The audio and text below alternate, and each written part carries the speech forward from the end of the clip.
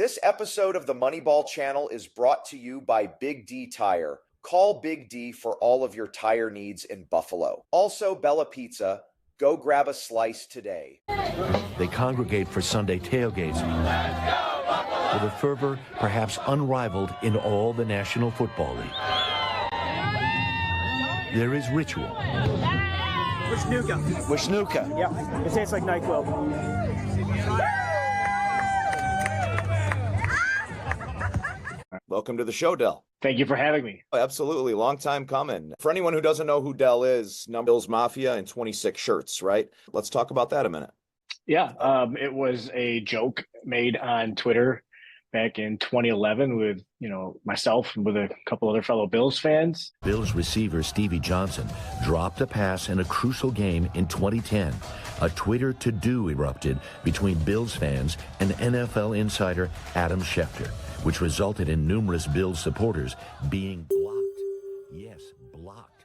It just seemed like a bit of an overreaction. Buffalo fan Del Reid informed the Twitterverse Bills fans were not to be messed with, calling them the Bills Mafia. The term kind of went viral, started being adopted by other fans and players, and then the news caught wind of it, and eventually the media, the larger media like ESPN, and then eventually the team itself adopted the term. That's a quick summary of 9 years from 2011 to 2020. Yeah, because even me, 2011, I hadn't thought the term had been around, and the days and the years fly by, especially, if you have kids and you're involved in day-to-day life. But 2011 seems like an eternity ago. And, I can honestly say I did not know it was that long at all.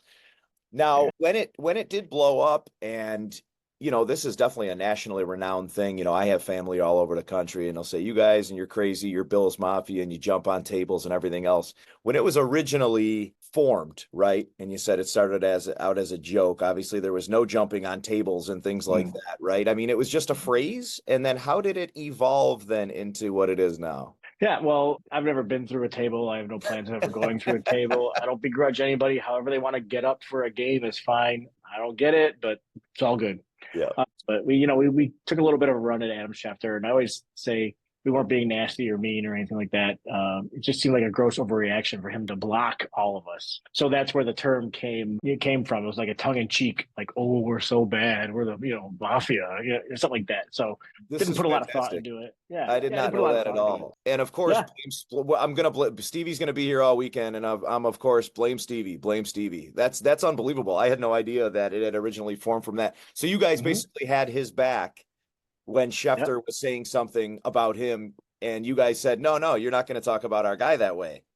Yeah, and Schefter didn't really say anything, really. He just retweeted Stevie's tweet like 18 hours later. So, like I said, being oversensitive. The irony is that Adam Schefter, all the news in the NFL kind of flows through him. Yeah. So for him to be like what felt like piling on 18 hours later, we just kind of started teasing him. Bree, who I mentioned a moment ago, Breon, he came up with the term Schefter breaking news. And so we were all tweeting hashtag Schefter breaking news at Adam with all these like old things that happened in the past, like man discovers fire. And so we, so that was the whole thing. So that's what's Schefter breaking news. And then we got blocked. Then I coined that term Bills Mafia, tongue in cheek. Again, not trying to create anything, just make a joke. Right. And then it kind of, as people started to adopt it, Bree, Leslie, and I, we saw an opportunity to like do something productive with it, something so like so many hashtags or whatever on social media just fades away. So like, this is fun. Let's keep it going. So we had the idea to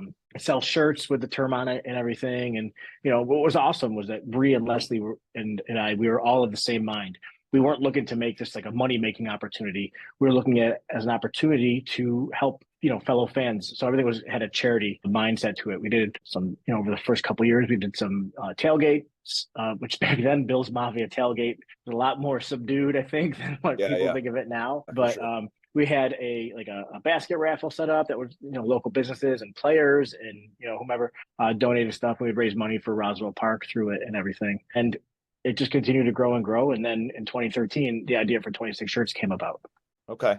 So at the genesis of Bills Mafia, and that's what I love about your mindset, man, just from the brief time that I've even been speaking to you or known you or have heard fables or things about Dell, is that the mindset from the Genesis has always been about helping other people, right? And I'm a huge believer in karma and how the chips may fall, right? The way you treat others, kindness and giving back, which obviously seems that you share the same sentiment. And that's truly where Bill's Mafia came from. So like you can coin this, and people try to as a negative, right? Bill's Mafia, like you said, or maybe Benny the Butcher's theme song. So they think there's always a negative undertone with it, when in fact, it truly is a generous organization and continues to be with the birth then of 26 shirts, and everything that came about from that. For sure. And there's an edge to it for sure. I mean, like we were defending our team to the naysayers. We've done that. We've gotten into tiffs with other fan groups and everything. But yeah, at the heart of everything, the large heart of everything is being charitably minded and giving and supporting the community. Yeah. Yeah, which is very cool, and that's outstanding. And then with 26 shirts, for anyone who does not know what 26 shirts is, extremely popular and on the rise constantly t-shirt company founded by Dell, focusing but not only on Buffalo apparel, I'd say. Is that fair? Just great quality of t-shirts. That's the number one thing that I look for in a t-shirt, is the quality. I don't care who you are or what you do. If you're going to give me a t-shirt, right? And even some of my sponsors, I'm sorry to say this, but hey man, here's to wear this t-shirt.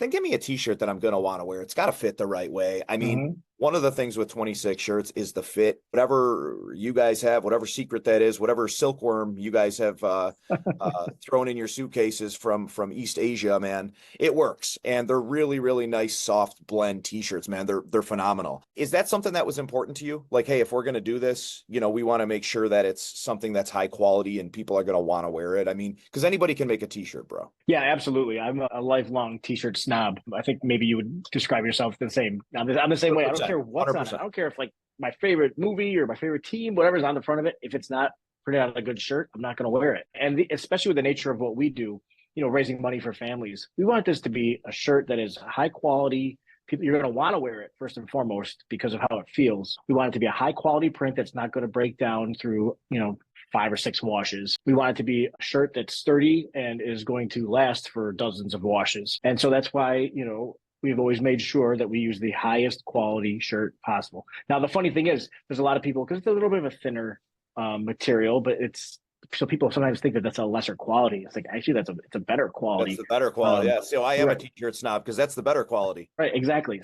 But they they'll get like a Gildan 5000 or something like that, where the sleeves tent out on you and it feels like you're wearing a burlap sack. And some people think, oh, it's a higher quality because it weighs more or because of the thickness of the fabric. I'm like, that doesn't really mean anything. But, so for a while we used to offer those as well as an option. But at the end of the day, I'm like, wait a minute, I don't want my brand a shirt that I wouldn't wear. Smart. So aside from a ladies tee or a youth tee, like if I'm not going to wear it, I'm not going to put my logo on it. No, I think that's a very smart, you've commandeered a smart business motto there. And for the people, no, listen, you almost want your clientele to be t-shirt snobs because like you said, man, if someone is, I know exactly what you're talking about with the Gildans, man, looks like you got shoulder pads on, or it's a one wear, right? You wear the shirt once. It could be a great looking shirt, whatever. You wear it once. You make the mistake of tossing it in the dryer. You put it on again. The thing's shriveled on up to here, and you can't even, it's shot. So I definitely echo everything you're saying. And you guys, like I said, whatever formula that is that you guys have, man, keep it going. Who comes up with these ideas? Because they're absolutely wild. I mean, some of them are brilliantly ironic. Some of them are just plain funny. Who comes up with them all? Oh, I have a real creative team here. So a lot of people think I do everything. I always joke, the reason I'm in charge of this operation is because I thought of it. I thought of it first. I got here first, so I called it. Yeah. But I have a great team. Josh and Leanne, our creative department, they can make anything come to life. But really, I have 5 full-time employees and, 1 awesome intern right now. And we're all creative. We all have these different ideas. So what's really cool is we'll be at a meeting or sometimes just like shooting the breeze in the office and somebody will have an idea and then somebody else has like a little tweak to that idea to bring it home. And then either more brainstorming goes on, or at that point, Josh or Leanne kind of bring it to life. And, they have a lot of their own ideas as well, too. I mean, those are my favorite. Like when I just open up Slack, which is like our communication app, when I open up Slack and all of a sudden there's like a finished design that Leanne just dropped in there. Like, can we use this? Like, yeah, let's launch it Monday. So, and also fans, fellow fans come up with a lot of different ideas as well, too. We have freelance artists that we use to help bring some of those things to life, sometimes with their own ideas. Sometimes we go to them with an idea that either we had or a fan suggested. So it's a real collaborative effort. All right. So I got to ask then, what fan or what's the craziest idea you've ever gotten that you have not used? The list is too long. Come on, give me something, man. I got to think. There's definitely more that we haven't used than we have used. Probably vulgar, I would guess, right? Yeah, usually, yeah. We try not to, like, it's kind of, you're not going to do a shirt with a middle finger or something about Tom Brady, and then you're raising money for an 8-year-old. Yeah, no, exactly that. Exactly. And I could think of one that comes to mind. We are very PG here on Moneyball, but at one time there was a little something thrown into the end zone into one of the games. Remember that? I sure do. Yeah. Tom Brady involved. There was something thrown into the end zone, and I'm sure a fan has thought of that at some point, if you know what I'm saying. Yep, we've received those suggestions. I'm like, are you crazy? No, we're not doing that. No. So I guess that'll be the one we'll say is the craziest idea. Like, so you think somebody's going to, first of all, who's wearing that? Like, well, each their own, but like, I don't know. Whatever. You know what? Here's the thing. You could get real creative with it. So you never say never. You might wear it. Say it's like a logo on the side or something, right? So you never say never, man. Until somebody says, what is that? And I have to tell them, well, you see. It's not a banana. It's not a banana. Not for me. So have you been offered, I guess 2 questions I have. It's become a Buffalo staple for sure, right? And with the quality and everything else, has anyone tried to take you guys over? I guess, like, has it gotten to the point where, like, we want this, we want the idea that you have and everything else, number one. And number two, do you plan on bigger to the point of other cities and things of that nature? Or do you want to keep it here in Buffalo? Great questions. Number one, nobody has ever approached me. I've kind of prepared for those kind of conversations, in terms of, like, depending on what is said, what I would say, whatever, but nobody's ever approached us. That's not in my goals. I'm open to whatever ever happens in the future, but that's not a goal for me at all. So many entrepreneurs, they start a business for the sole purpose of selling it. I consider myself a one-entrepreneur. Like, this was an idea I had, and now I get to do it full time. And in terms of going into other cities, we actually have had lines in the past for Chicago, Pittsburgh, and Cincinnati, and we didn't have any cachet in those cities as well. So it's a completely different, like, marketing model. Everything is just different in those cities. And I would love to go back to it someday. But it's just in 2020, especially, we just took off it's funny because at the outset of the pandemic, I was like, are we going to be around? Like, we're kind of like a novelty thing. And then turns out the government started sending people money. Right. So now obviously the bar has been raised year after year. So short of a Super Bowl appearance or a Super Bowl championship, anything's going to be viewed as a disappointment. An example I always use was this past season, the Giants game felt like torture. And then for 3 hours, then they get out with a win. But that whole game was just torture because it's like, why aren't you blowing these guys out? Like, and they won, but it was like such an ugly win to the point where it felt like a loss the next day. Dude, I know exactly what you're saying. That happened last year more than once. Oh yeah. The Monday morning Bucs game. Yeah. The Monday mornings or even the Tuesdays, because I think 1 or 2 were Monday night game. One was for sure a Monday night game. I remember just feeling like we lost that game, And I think, though, you're a little bit of a different football fan to have that feeling. I think not everybody feels that way. A win is a win is the mentality of a lot of people. I think, like, the diehards or the Mafia mentality, you also look at statistics. Maybe it's fantasy wise, maybe it's not, right? But you look at Josh and he ran for 61 yards and threw for $110, and you're like, that's not what this guy's capable of, You know what I'm saying? And that's exactly what you're saying. Yeah, and that's the feeling you get from it. And that's how he thinks too.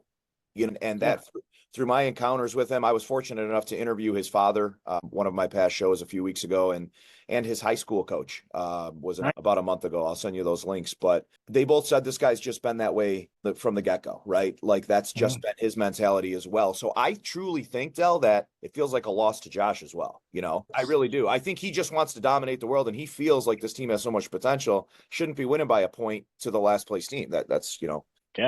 Yeah, agreed. So everybody's expectations are raised, and as a result, it gets a little bit harder every year. Like, it's good. It's a challenge. We have to come up with new ideas. We have to come up, and we've done a lot in the past couple of years, especially in terms of, like, getting out of shirts, not getting out of, but adding to. We're doing mugs, we're doing hats, like every other thing you can think of. We're trying to do that. You stole my next question. Was where it's going up. Which one do you have on there? This is one we're selling right now. It's called Mafia, and I love it. It's a real clean design. Supports a little girl, Alea Owens. Okay. See, and right there, every single one supports somebody. Every one. Now, is that a snapback or is that a fitted?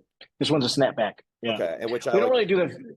Yeah, we don't really do the fitteds too much, only because it's, especially with pre-sale or even just with sales in general, it's just hard to get all that variance. So it's more of like a snapback is more of like a one size fits most kind of thing. I'll tell you what, man, But with the snapback, you can do the trucker or the regular, right? One of mhm. the very few fitteds I wear is this Stucks on the Pond baseballism, and it just fits the head right. But most of the time with fitteds, you get them and they're like this, or they're Mhm. different styles, and it's just a hat, just like we talked about with the t-shirt. I'm just as snobby. One thing Yeah, I it's was fun. thinking, and I don't know, maybe I'll be part of the creative team at some point, but there's such a big presence more than anywhere else in the country. I'm almost certain of Bill's Mafia following, right? You just don't get the same presence. Like I know everybody's got, for example, backer bars, right? When you go to Sarasota, right? They have in Sarasota specifically, in Tampa, Sarasota, they have a Bill's kind of Mafia con that I'm not sure if you're a part of or not, because I know there's one here that I'll be at in a week, but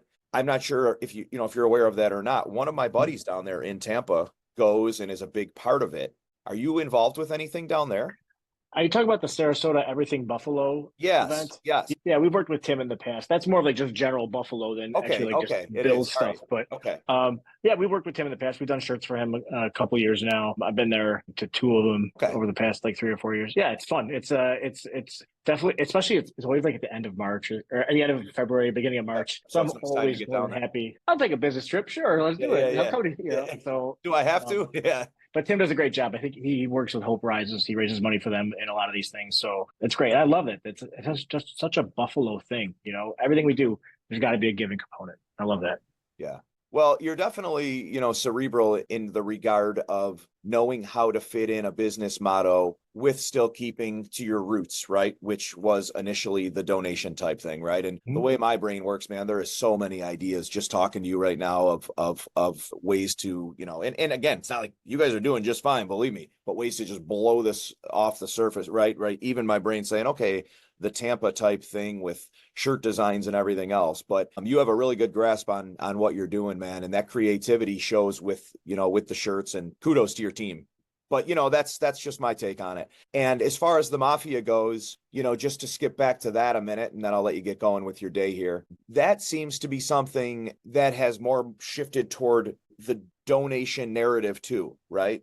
Yeah, Like the give. yeah, yeah. But just to touch on that, lastly, what I was saying is where it seemed to gone. So you being you being co-founder of one and founder of the other, is that where those two correlate? Are you always going to stick to that, and that's going to be your core of what you're doing? Giving. Yes. Yeah, I think. Yeah, absolutely. That's just part of who I am. I just can't imagine doing anything without having some kind of giving component. It just seems so natural to me. Then you talked before about, if somebody were to come in and try to buy the brand or something. And, obviously once somebody buys something, you don't have control anymore. And so that's important to me. But at the same time, like anything I do, whether I get to do this the rest of my life, which I am so cool with, or if I find myself doing something else in the future, it'll always have that kind of giving component to it. Like that's like my secret sauce, right? That's just who I am. That's what I do. So, but yeah, I'm content to do this till I'm 6 feet under. It's too much fun. I'm stoked that I got to to spend some time, like I said, kind of flip this into an interview, which has been Yeah, fantastic. I'm glad we did. You're very, very down to earth guy, man. You're humble about what you have going on, and something tells me that you'll stay that way, right? Because it's just rise and grind type mentality, man. And I think one thing about Buffalo and being our kind of blue collar town, that's quote unquote blue collar town, right? And is that we do rise and grind, man. We give it a little bit more. I don't know your background, but when you're not born with the silver spoon, sometimes it's a little bit more added incentive, right? To get out Mm-hmm. there and then to be able to give on top of that, man, that's the cherry on top. So very cool, man. Just keep doing what you're doing, and thanks for taking some time with me. Yeah, I'm glad you reached out, man. I know we were working to get this on the calendar, so I'm glad we were able to finally put it together. Absolutely, brother. We'll talk soon. All right. We'll stay in touch. All right. All All right. right. Take care, man. You too, Bye. man. Impulse is revolutionizing the physical therapy experience for active individuals in Western New York. From marathon runners to warriors of the weight room, we've got you covered. Our cutting-edge technology takes sport-specific testing to the next level. Our patient-centered approach lets you drive your own recovery. You can expect individualized one-on-one sessions every time you're here. And the game changer? Impulse is home to Western New York's only public board-certified sports PT. If you're ready to get back in the game, call Impulse today and mention Moneyball for $100 off your first visit.